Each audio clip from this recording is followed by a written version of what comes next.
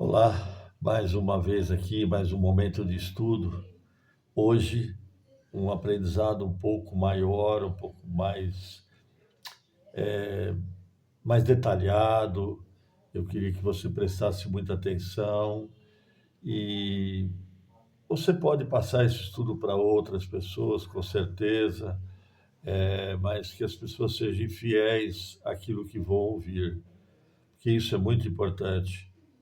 Inclusive você talvez nunca tenha visto, já tenha visto esse símbolo em vários lugares, mas não sabe o que significa, o que pode ser.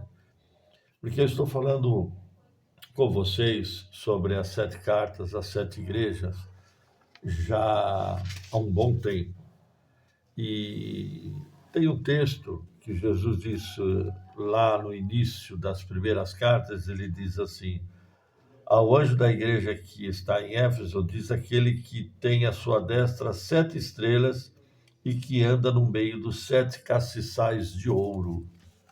Então, olha que interessante. Ele está dizendo que ele anda no meio desses 7 castiçais aqui, ó. Isso aqui são 7 castiçais de ouro, não é de ouro. Se fosse, eu gostaria. Mas Jesus que anda no meio disto.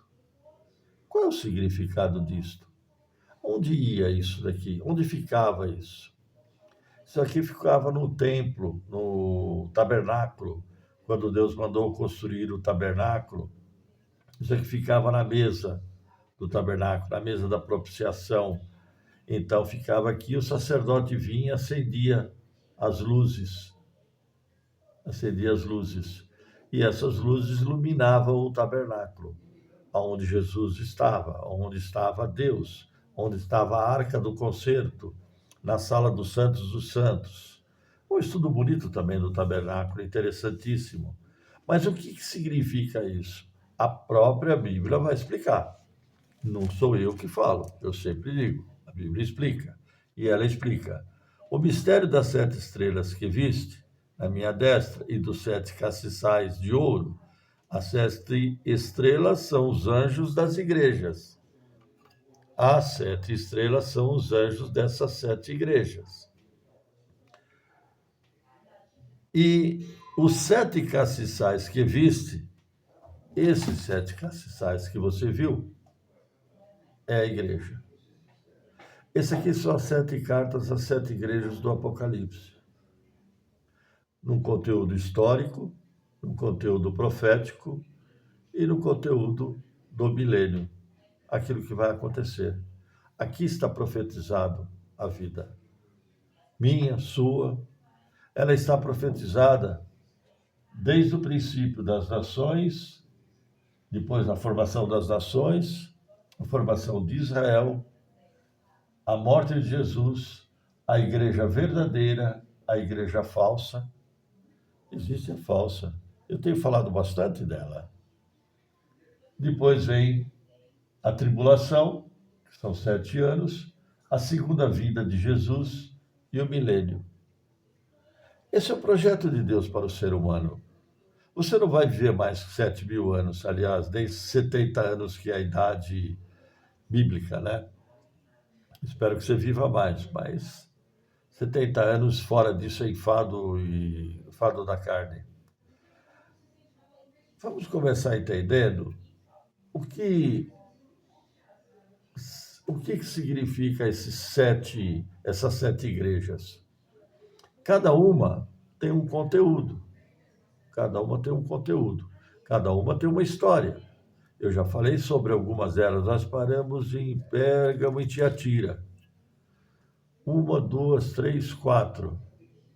Nós falamos sobre Éfeso, Esmirna, Pérgamo e Tiatira. Estamos bem na igreja do meio.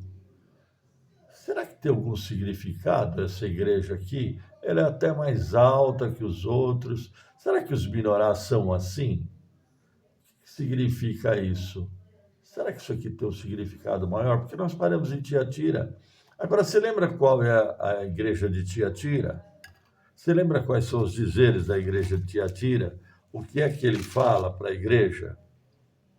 Ao anjo da igreja em Tiatira escreve: isso diz o filho de que tem os olhos como chama de fogo e os pés semelhante a latão reluzente. Conheço as tuas obras e o teu amor que... Olha, espera um pouquinho. Eu já falei bastante sobre isso. Mas no início ele fala assim, isso quem escreve, isso quem diz é o Filho de Deus. É o Filho de Deus, a quarta igreja? Será que eu estou certo? Vamos conferir. Éfeso, Esmirna, Pérgamo e Tiatira.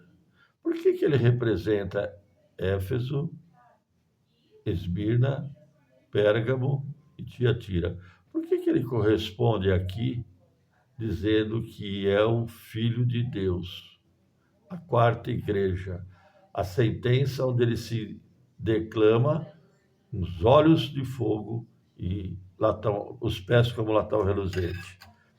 Eu falei, é a igreja do juízo, a igreja que vem com o juízo, já vem para a destruição, começa a destruição. Tenho poucas coisas contra ti, depois eu continuo com isso, mas eu vou entrar aqui no Cassais. Quando o povo construiu lá o tabernáculo, um dos apetrechos do tabernáculo era esse candelabro. E o povo judeu, quando ele começou aqui com as nações, eles não conheciam a Deus. Adão e Eva não conheciam. Adão e Eva conheceram pessoalmente. Mas depois de Adão e Eva, ninguém conheceu mais a Deus. Foram se afastando de Deus. Então Deus foi se revelando a Abel, a Caim, a Noé, Isaac, Jacó, deu as leis. Ele foi se revelando no conteúdo histórico, tempo em tempo. O que ele fala? Como que ele se revela aqui? Quem é esse Deus? Cada lâmpada dessa, cada luz dessa que acendia, era o Espírito de Deus. Hoje, os 7 Espíritos de Deus estão completos. As 7 cartas, as 7 igrejas estão completas. A sentença, as 7 cartas, as 7 igrejas, a sentença para as igrejas está completa. No começo, Jesus vivia no meio delas. Ele não disse isso. Ele não falou que as 7 estrelas, os 7 castiçais que visse são as 7 igrejas. Ele anda no meio das 7 igrejas. Ele anda no meio das 7 igrejas. O Filho de Deus. Vamos entender qual é o primeiro dos castiçais? Você pode começar daqui para lá, de lá para cá, mas o meio sempre vai ser o meio. Porque são 7, 3 de cada lado. O meio é o meio. Então, o primeiro, Jeová Jireh. Eu vou falar mais ou menos assim para você. Jeová Jireh, Jeová Rafá, Jeová Nissi, Jeová Estabaone, Jeová Chiquetandu. Depois eu falo os nomes tudo mais individualmente, mas são os nomes meio difíceis, mas são os nomes redentivos de Deus. O primeiro é Jeová Jireh. Como é que ele se apresenta à nação de Israel? Como é que ele se vê? Ele prova um Deus que traz provisão. Quando Abraão teve que sacrificar o seu filho, ele ia sacrificar o filho, aí vem, aparece lá um bezerrinho, lá um bodinho lá, é o Jeová Jireh. Ele se apresentou a Abraão como Deus da provisão. O Deus que não deixa você sozinho, é o Deus da provisão, Jeová Jireh. Depois do Jeová Jireh, ele é o Senhor Rafá. Senhor Rafá. Jeová Jireh, ele falou, eu estou junto com você. A provisão, eu vou me apresentar. Depois, Jeová Rafá. O que é Jeová Rafá? Não é um Deus que cura. Quando Deus mandou Moisés lá enfrentar o faraó, ele fez algumas pragas para que o povo olhasse e falasse, nossa, esse Deus é poderoso. É o Deus que colocou pragas no Egito, trouxe pragas do Egito. Mas Jeová Rafá, ele se apresentou ao povo judeu dizendo assim, olha, eu não vou permitir que vocês sofram. As doenças que eu passei para o povo do Egito, não vão atingir o povo de Israel. Jeová Rafá. Ele foi se apresentando. O povo foi acreditando a cada momento que ele se apresentava como Deus ao povo de Israel, o povo foi crendo. Depois ele vem como Jeová Nissi. Jeová Nissi é quando Moisés está numa guerra e ele, para que o povo de Israel vencesse, tivesse força para vencer, lutar, ele precisava estar com os braços erguidos. Então foi Jeová Nissi quando Moisés tinha os seus braços erguidos, o povo erguia o braço de Moisés, Moisés erguia o braço, ele depois cansou e o povo erguia o braço dele, ele com os braços erguidos, ele foi vencendo a batalha, Israel venceu a batalha, foi Jeová Nissi. Então nós já conhecemos o Jeová Jireh, Jeová Rafá, Jeová Nissi, que é o Deus da guerra. Depois vem o Jeová, isso agora é difícil, Nikadesh. Quando Pedro diz que o povo deveria conhecer a santificação, deveria conhecer a Deus, que sem santificação ninguém verá a Deus, ninguém conhecerá a Deus. Deixa eu ver. Isso aqui significa, o quarto, é o Senhor que nos santifica. Puxa, se esse aqui é o Senhor, eu não, acabo não mostrando, Jeová Jireh, esqueço, Jeová Jireh, primeiro, Jeová Jireh, aí eu preciso mudar as folhas aqui com uma mão e com a outra, não consigo. Jeová Jireh, Jeová Rafá, Jeová Nissi, e agora vem o Deus Jeová Nikadesh. Quem é esse? O Deus que nos santifica. Puxa, se é das igrejas que nós estamos falando, qual que é essa igreja? É a igreja no conteúdo histórico, no conteúdo profético, a igreja de Tiatira. Como é que vai existir santificação da igreja? Com juízo. A igreja vai passar por juízo. É a única forma da igreja se santificar, passando por juízo. Estamos na igreja de Tiatira. No meio das igrejas, o Espírito Redentivo de Deus vai passar por juízo. A igreja vai passar por juízo. É aquilo que nós lemos. Ele vem com sentença. Daqui para frente, começam os juízos da igreja. Ao ponto da última igreja, ele já não estar mais dentro dela, já não está mais no meio dos castiçais, ele está fora. O juízo, existe juízo maior do que um pai abandonar a família? É mais ou menos assim. Jesus abandona a igreja. Ele falou, eu não estou mais dentro dessa igreja. Eu não habito em templo construído por mãos humanas. Eu não aceito outros apóstolos, eu não aceito, eu estou fora disso. Esse representa os 7 espíritos redentivos de Deus. Esse contexto todo aqui significa Deus, significa Jesus, significa o Deus da provisão, o Deus da cura, o Deus da guerra, o Deus que vai levantar, que vai curar, que vai sarar Israel, que vai proteger Israel.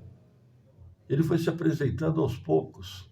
E no momento que ele se apresenta como Deus do juízo, deixa eu pegar melhor ele aqui, Jeová. É interessante, porque isso aqui você pode procurar até na internet, não tem Jeová Nikadesh. Senhor nos santifica. O Paulo, quando ele está ele diz assim: se o Senhor não nos santificar, se o Senhor a palavra dele não transformar as nossas vidas, não tem como você ver a Deus. O que eu vejo hoje na igreja é que não há mínima intenção das pessoas seguir a palavra. As pessoas seguem qualquer coisa. Haja visto que dessa própria igreja eles toleram a Jezabel, que se diz profetiza e entra no meio da igreja e contamina a igreja. Essa igreja é a igreja que vem com juízo, porque não são poucas coisas que ele tem contra ela, mas as outras ele vai ter mais ainda, porque é um período em que ele começa a sentença sobre a igreja, e quando começa o juízo, começa a aparecer coisas piores no meio da igreja. Coisas piores vão acontecendo, acontecendo, acontecendo. E ele não anda mais no meio da igreja. Ele se afasta. Ele sai fora da igreja e fala: agora eu tenho que tratar do lado de fora. Aliás, não da igreja. Jesus sai fora da religiosidade. E ele pede para você sair da religiosidade. Esse é o fundamento. Começa assim. Depois eu vou falar sobre esses outros castiçais aqui. Me perdoa porque a filmagem é pequena, eu não consigo mostrar toda hora, né? Quando eu aponto, acabo apontando aqui embaixo e você não vê. A santificação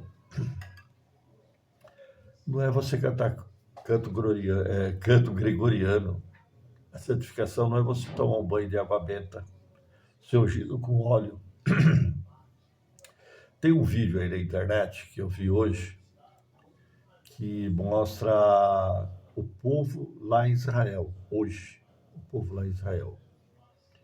Eu vejo que as igrejas evangélicas, principalmente, fazem aquelas campanhas do Mar Morto, traz água do Mar Morto, óleo de Israel, óleo ungido de Israel. Tem tanta papagaiada, meu irmão. Eu vou dar um estudo sobre as 7 festas de Israel também, é muito bonito.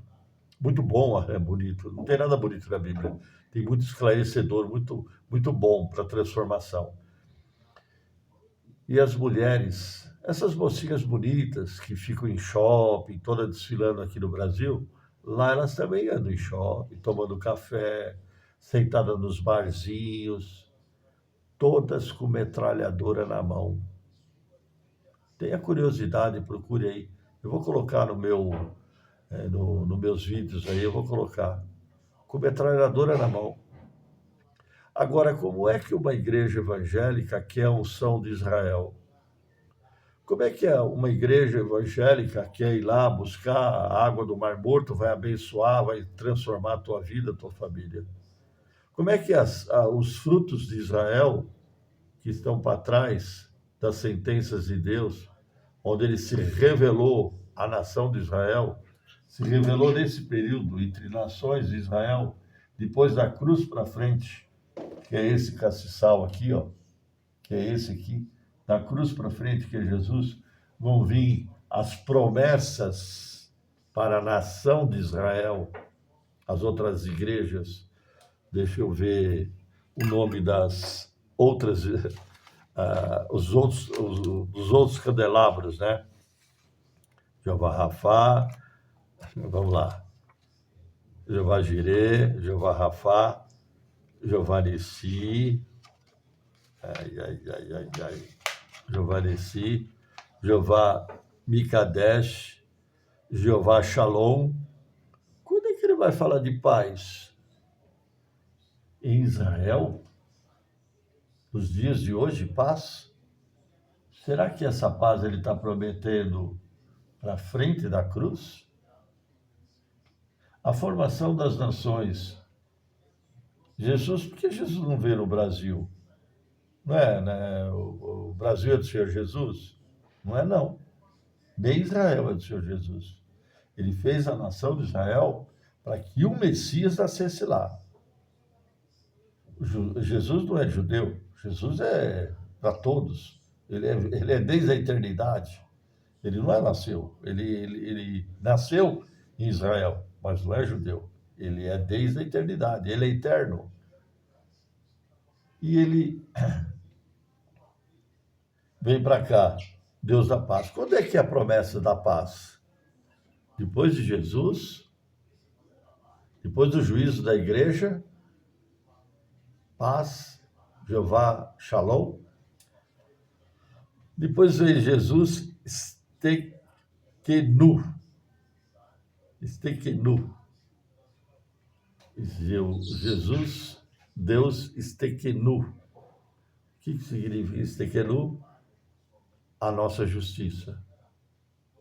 Quando é essa nova justiça? Será que essa nova justiça é para a igreja? Será que a igreja vai chegar e falar assim, agora sim, agora está provado que eu estava certo, está provado que o dízimo, está provado que tudo que eu fiz, as orações, as rezas, as águas que eu benzi, os batismos que eu fiz, estava tudo certo. Eu vou ser honrado como pastor? Eu, o único pastor aqui, vou ser honrado? Será que é essa justiça? Será que esse Deus que andou no meio do santo candelabro vai dar justiça para a igreja ou para Israel? Menina dos olhos de ouro de Deus é Israel. Feliz a nação cujo Deus é o Senhor. Jesus foi Senhor de Israel. Israel tem que concordar que ele é Senhor. Israel concorda? Bom, vamos continuar. Aqui, última, Jeová chamar. Jeová chamar. Último Deus. Última revelação. Último candelabro. Último Espírito de Deus. Deus está presente. Só isso tudo é que é o próprio Deus. Deus presente em nossas vidas. O tempo passou demais e depois o vídeo fica alto, não consigo mandar tanto para você. Mas Deus guarde teu coração, estuda um pouco, pega a internet aí e vê, tem muita coisa boa, muita coisa boa. E a gente continua. Deus guarde o teu coração.